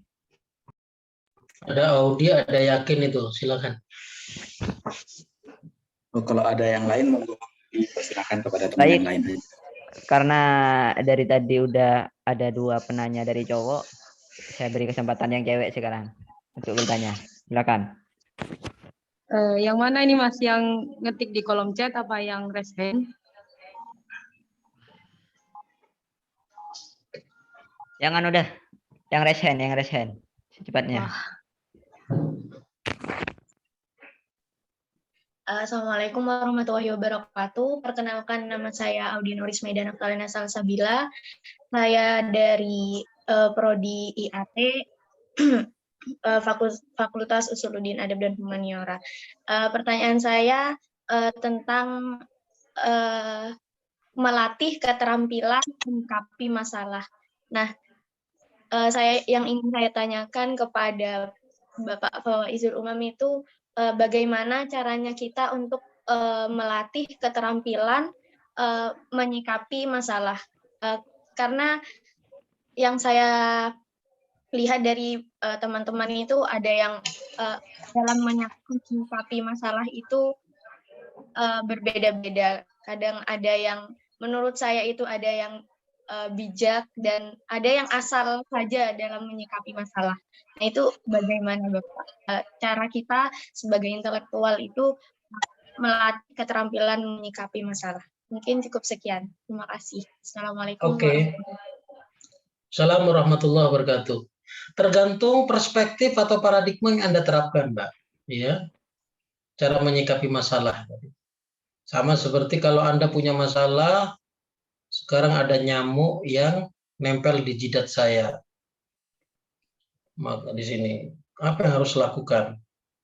Sementara Anda punya teori, seperangkat teori yang mengatakan tentang, yang mengungkapkan tentang alat-alat yang efektif untuk membunuh, termasuk membunuh nyamuk. 1 ada bom, 2 golok, 3 pisau, 4 silet, 5 palu, 6 tangan. Mana yang Anda pilih? Kalau Anda pilih pistol misalnya, ini kan efektif untuk nembak makhluk hidup, Pak. Terus nyamuk yang di dia terus Anda tembak. Nyamuknya mungkin mati, tapi Anda kan ikut mati. Berarti pilihan metode itu sebagai alat untuk menyikapi masalah nyamuk yang nempel di jidat Anda tidak tepat. Nah, itulah perlunya keterampilan. Mengupas mangga tentu saja beda dengan memotong kayu dan mengolah tanah. Jangan pernah menggunakan mengupas mangga dengan menggunakan cangkul. Jangan pernah memotong sayuran dengan menggunakan gergaji. Sebaliknya, jangan memotong kayu dengan menggunakan cutter misalnya.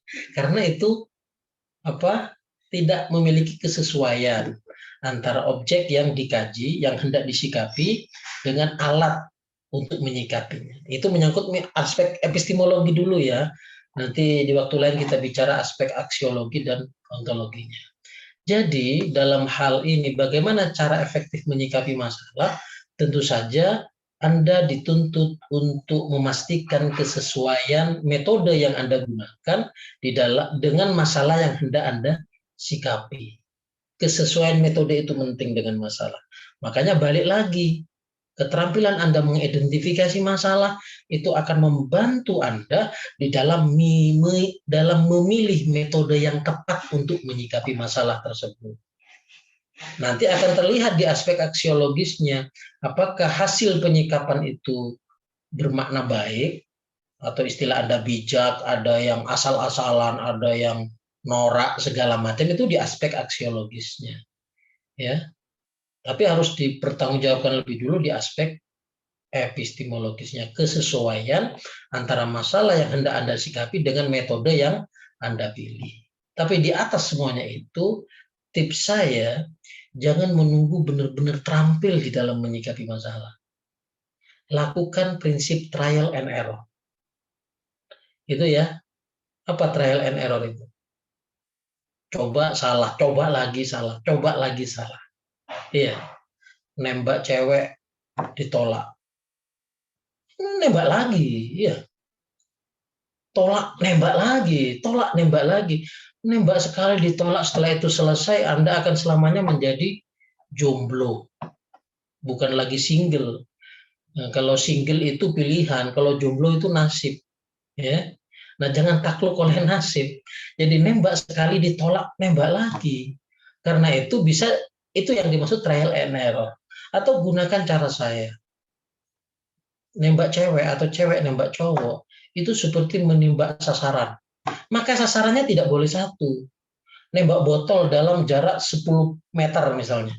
Kalau botolnya cuma satu, peluang untuk meleset itu banyak.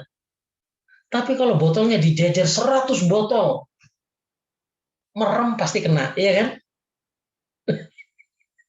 Enggak, ini gurau saja yang terakhir ini. Ini saya untuk menghibur teman-teman yang sampai semester 6 itu bertahan dengan kejombloannya ya. Itu karena botolnya cuma satu. Harus ada plan A, plan B. Ketika rencana A gagal, beralihlah pada rencana B. Gitu ya. Nembak si A gagal, si B aja. Si B gagal, si C. Seperti itu. Nanti dan sambil pada saat yang sama berharap Allah berlaku subjektif terhadap pilihan-pilihan objektif kita. Begitulah kira-kira. Begitu Mbak ya, di atas segalanya tips saya itu lakukan trial and error. Jangan menunggu menjadi Imam Syafi'i untuk memberikan fatwa tentang hal-hal fikhiyah. Begitu ya. Jangan menunggu alim seperti Ibnu Katsir atau Imam Qurtubi atau Quraisy Shihab untuk menafsirkan Al-Quran. Lakukan tafsiran terhadap Al-Quran dengan perangkat metodologi yang Anda pahami, nanti publik akan menilainya. Waktu akan menguji apakah produk tafsiran Anda terhadap Al-Quran itu layak atau diabaikan. Seperti itu. Itu trial and error. Itu tips ya, Anda boleh coba. Tapi yang terpenting tadi, pastikan dalam menyikapi masalah ada kesesuaian antara metode yang Anda pilih dengan objek yang hendak Anda sikapi. Begitu, Mbak Audi? Mudah-mudahan bermanfaat ya. Sudah jam berapa ini? Ya Pak, ini minta keputusan dari jenengan karena barusan ada satu penanya yang ingin bertanya. Mungkin ini akan menjadi pertanyaan yang terakhir Pak. Jadi minta waktunya sebentar cuman Pak. Monggo Mbak Atikoh untuk menghidupkan mikrofon untuk bertanya. Baiklah, terima kasih moderator atas waktunya. Gini Pak, saya mau bertanya. Bagaimana sih kita membangun epistemologi tadi atau kita membangun kritik dalam kampus yang notabene-nya itu gabung sama pondok. Jadi ketika kita mahasiswa mau mengawal sebuah perubahan yang tidak sesuai dengan kampus, intinya kita dengan kampus itu terdapat ketidaksesuaian, akan tapi selalu dipatahkan di atas dan yang selalu dijadikan landasan itu santri nggak boleh gini, santri nggak boleh gini, padahal kita sudah mahasiswa, akan tapi masih tetap diperlakukan seperti itu gitu. Lah, untuk menghadapi yang seperti ini tuh bagaimana Pak untuk notabene-nya kampus yang gabung sama pondok gitu. Maksudnya kampus gabung sama pondok itu apa Mbak? Berarti Pak semacam pondok tapi dia punya kayak institut sekolah tinggi seperti itu. Jadi pondok ini jadi kampus ini aturan-aturan yang ada terus KBM pun itu masih ikut dalam naungan pondok gitu. Oh, ini kasus ini perguruan tinggi yang ada di lingkungan pondok. Ya. Begitu. Iya, Pak. Baik. Sebenarnya menjadi mahasiswa bukan berarti harus menanggalkan kesantrian, Mbak. Menurut saya, bahwa menjadi mahasiswa menjadi santri itu bukan halangan untuk menjadi mahasiswa. Karena santri dan mahasiswa itu sejatinya sama, yaitu pencari ilmu. Ya, cuman kalau di perguruan tinggi yang di lingkungan pesantren ada tradisi yang tidak bisa diterabas, ya. Ada tradisi tertentu yang tidak bisa diterabas. Biasanya menyangkut etiket, bukan etika ya, etiket. Misalnya kalau di di kampus yang tidak di lingkungan pesantren, itu biasanya naik kendaraan nggak perlu turun di depan dosen kan biasa, ngomong gitu kan, biasa. Tapi di pesantren itu menjadi tidak sopan. Itu persoalan etiket. Nah, Anda jangan fokus pada soal etiket tadi itu. Jadi Anda tetap bisa menjadi santri, tapi Anda tetap bisa membangun kritisisme. Dan itu bisa. Di pesantren-pesantren itu banyak santri-santri yang tetap tawadu, ta'zim terhadap ustadznya, terhadap kiainya, tapi mereka kritis-kritis loh. Mereka pinter-pinter. Ya. Dan kiainya ketika di level senior itu memberi ruang betul kepada para santri untuk berdiskusi dalam forum-forum bahsul masail. Ya. Kasus yang terlihat itu ya yang kasus yang pernah saya alami misalnya di Mahat Ali Sukorjo, ya Mahat Ali Sukorjo, kemudian Mahat Ali di Tebuireng Jombang dan Muallimin Tambak Beras, ya. Jadi mereka tetap taklim terhadap ustadz, tapi ustadz memberi ruang bagi santri-santri pada mahasiswa-mahasiswanya untuk tetap kritis dan punya hak untuk berbeda dengan ustadznya, tapi mereka tetap taklim. Jadi jangan pernah bayangkan kemudian karena berbeda tradisi kemudian Anda menistakan tradisi pesantren, di pesantren mendemo kiainya, seperti di mendemo rektornya, itu jelas. Jadi jangan pernah menganggap bahwa ta'zim ketawaduan di pesantren itu adalah kendala bagi kita untuk membangun kritisisme. Jadi kritisisme satu hal, melakukan demonstrasi itu hal lain, gitu ya. Jadi kalau di pesantren itu untuk santri-santri senior itu misalnya kalau di semester awal Anda tidak akan diberi kesempatan untuk belajar ilmu mantik karena ilmu mantik itu bisa mendistorsi keyakinan, dianggap bisa mendistorsi keyakinan. Tapi kalau sudah semester atas, kiainya sendiri langsung yang mengajari tentang ilmu mantik. Nah, kalau di Mahat Ali itu diajari hazanah-hazanah yang selama ini tidak ada dalam tradisi klasik, ya. Yang pasti kalau di pesantren Anda tetap dituntut punya unggah-ungguh. Misalnya mengkritik dimulai dengan nuwun sewu. Nuwun sewu Pak Yai, tanpa mengurangi rasa hormat, menurut saya yang lebih saing dan itu lebih tepat di pesantren. Kan tetap kritis. Jadi kritis itu bukan di sikap kita yang tangannya begini-begini, bukan, ya. Jadi kritis itu adalah akibat lanjut dari sikap kita yang analitis. Nah kalau di kampus nggak perlu kan, tradisinya memang beda. Jadi nggak perlu kemudian menjadi santri di perguruan tinggi yang di lingkungan menjadi mahasiswa di perguruan tinggi yang ada di lingkungan pesantren, nggak perlu menjadi mahasiswa seperti yang di UIN khas Jember atau yang di UNED.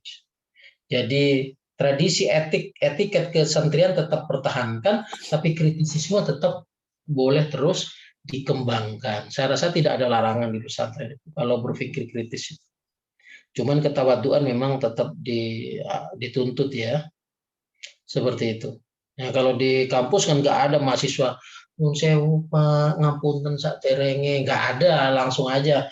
Menurut saya nggak begitu Pak. Menurut saya begini-begini. Bagi saya nggak masalah. Kalau di kampus, kalau di pesantren ada santri yang begitu, saya selentik telinganya.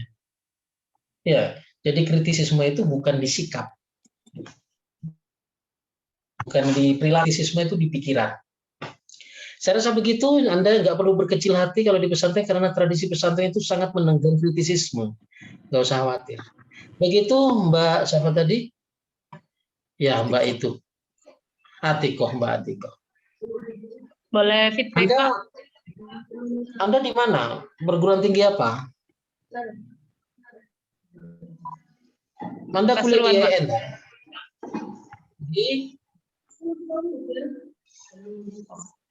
Di mana? Di Pasuruan. Di Stay Alias. Alias ini? Stay Alias ini Pasuruan, Pak. Oke. Ya. Gimana feedbacknya? Kang, ini memang jelas Pak ya, maksudnya maksudnya yang saya bahas di sini adalah ranahnya kampus. Lah seandainya misalnya ini Pak, kita sesuai pengalaman teman-teman.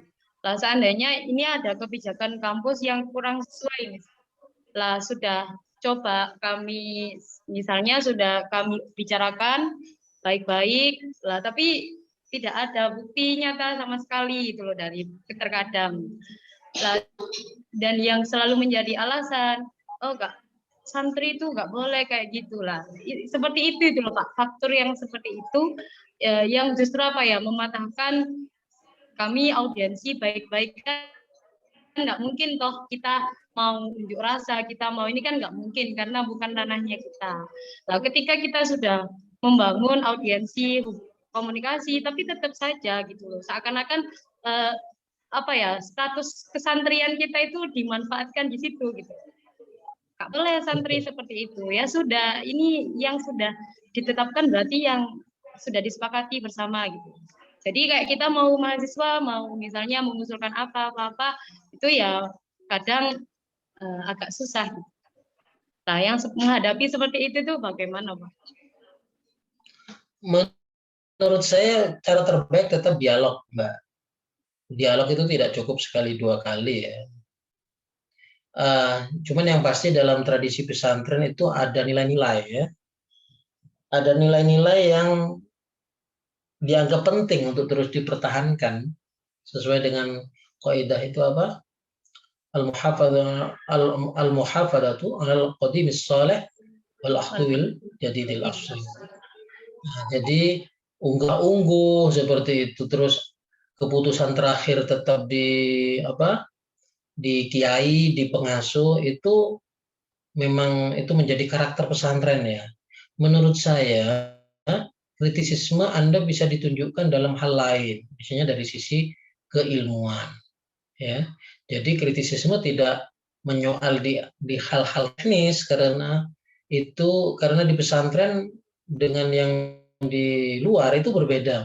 Jadi kalau misalnya di kampus ini rektor tidak bisa memutuskan sendiri. Keputusan rektor itu adalah keputusan pimpinan rektorat. Pimpinan rektorat itu dari hasil komunikasi dengan senat institut, senat universitas, seperti itu, sesuai dengan aturan pusat, seperti itulah ya. Jadi ruang dialognya lebih terbuka, memang beda dengan yang di pesantren yang memang sangat sangat bergantung pada figur pengasuh. Jadi menurut saya pertama lakukan dialog terus menerus, tentu dengan sopan santun ya, dengan ya khas santri lah, nggak perlu demo bakar ban segala macam, itu bukan lagi santri. Dialog, buka ruang dialog terus menerus. Nah, ketika ruang dialog itu sudah final, terkunci dalam satu isu, maka Anda bergerak pada isu lain, ya. Isu apa yang bisa Anda kembangkan lebih dari sekedar sebagai kompensasi ya, yaitu keilmuan, perkuat di situ.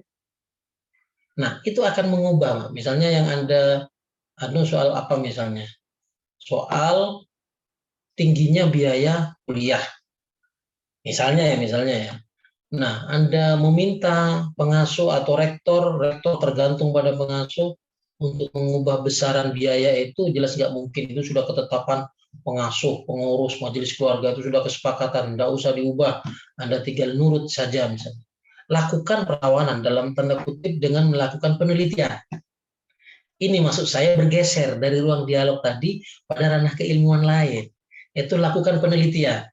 Penelitian tentang potensi drop out santri Pasuruan di tengah pandemi misalnya.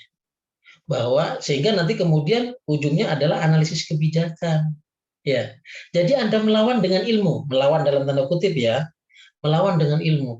Kalau keputusan ini terus dilakukan, Pak, ini akan berakibat banyak mahasiswa di perguruan tinggi sampean itu akan drop out. Karena mereka kebanyakan dari keluarga miskin, korban PHK gara-gara COVID dan segala macam. Nah, penelitian itulah sebagai bentuk perlawanan berbasis ilmu.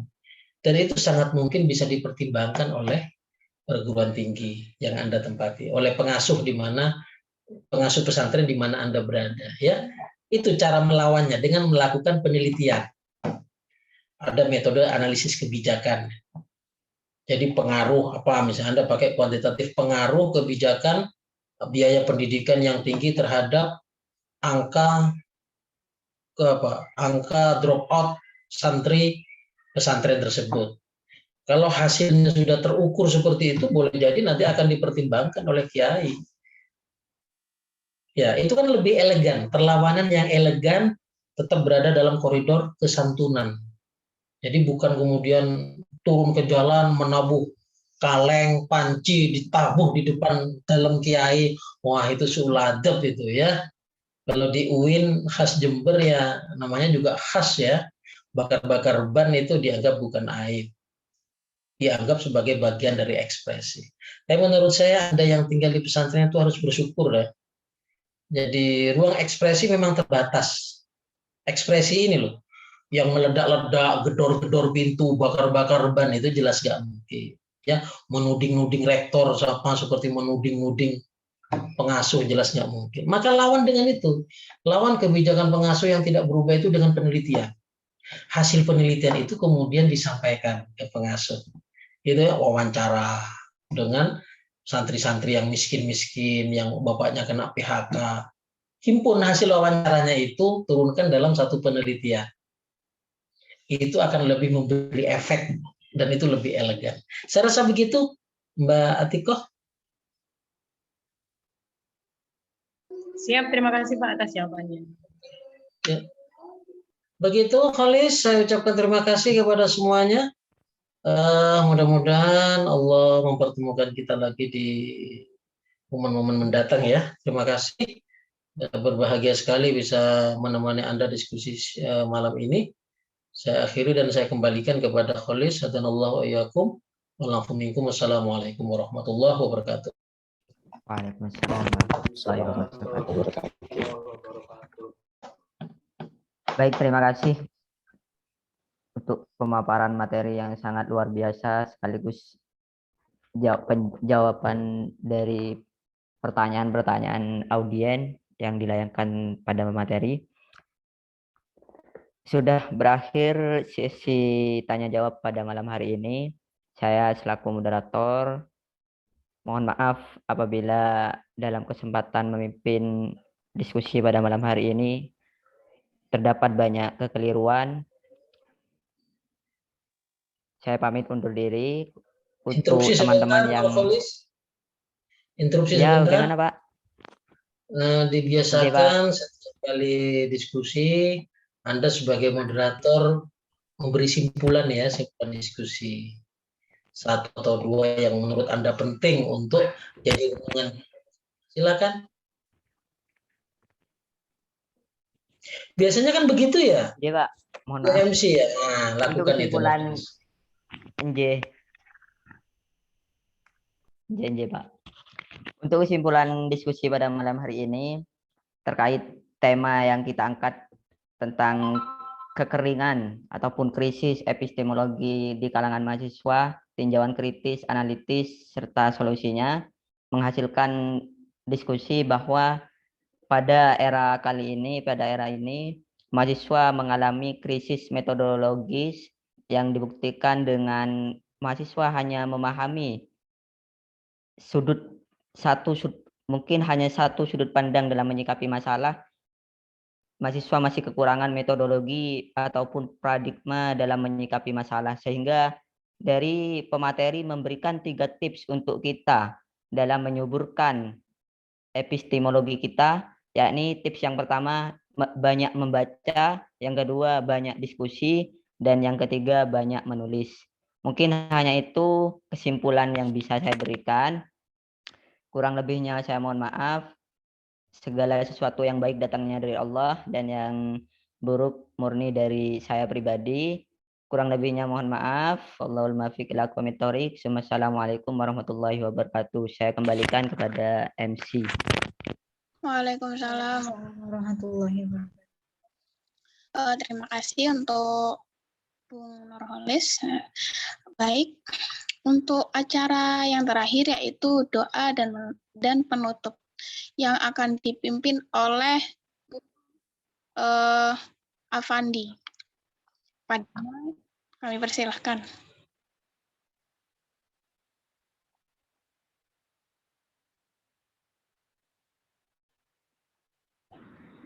Doa ya. Nggih. Bismillahirrahmanirrahim. Allahumma sholli ala sayyidina Muhammad wa ala alihi wa sahbihi wasallim. Allahumma inna nastaghfiruka wa nastaghfiruka adyanana wa awsana wa ahlana wa auladana wa amwalana wa kullu syai'in ataitana. Allahumma jana fi kanafika wa amanika wa jiwarika wa yadiya min kulli syaitanir marid wa jabarit anid wa di aini wa di bagir min syarri di kulli syai'in innaka ala kulli syai'in qadir.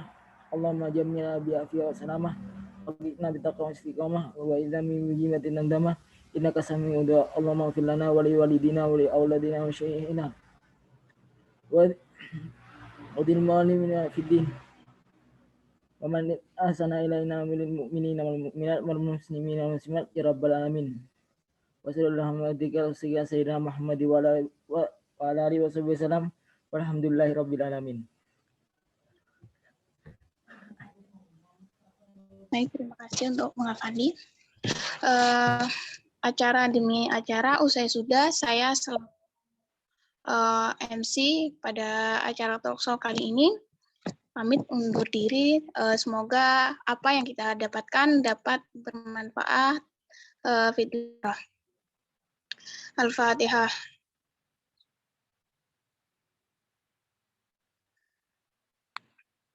Sekian dari saya. Wallahul muwaffiq ila aqwamit thoriq. Assalamualaikum warahmatullahi wabarakatuh. Waalaikumsalam warahmatullahi wabarakatuh. Terima kasih Bapak. Terima kasih, Pak. Ya, sama-sama. Selamat malam ya, selamat istirahat. Iya, Pak. Mungkin teman-teman bisa ketemu di lain waktu dengan diskusi yang lain. Terima kasih semuanya yang hadir. Semangat. Ikuti terus. Dadah, ini di-record.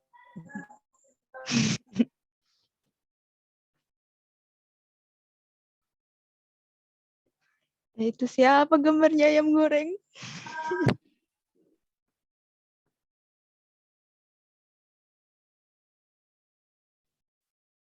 Nana kipasan ya? Sisil.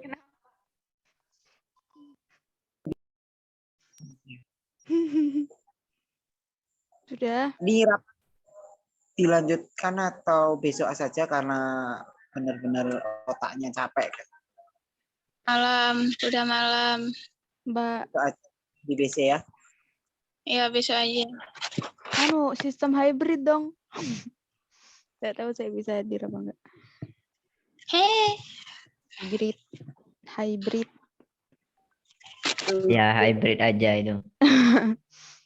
Tapi Mas Oleh wajib hadir. Aduh, saya masih di rumah ini. Besok langsung ada di BC jam 9. Masa Mbak Cu, masa. Saya percaya. Kembalikan. Udah, saya percaya ke kalian. Dadah. Oh, enak ngomong. Percaya. Oleh kepras di. Lalu percaya ya. Dadah. Ya udah. Terima kasih. Masya Allah belum makasih semuanya. Stop ini recordnya.